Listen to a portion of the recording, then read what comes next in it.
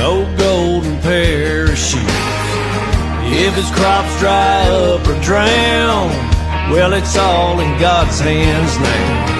The whole world's shaking in his shoes, but he just keeps plowing through. And they bailed out Detroit, bailed out Wall Street, Freddie Mac and Fannie Mae, all while the American farmer was out baling hay.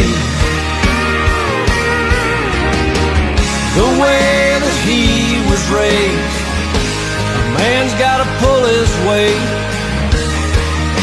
or he'll get left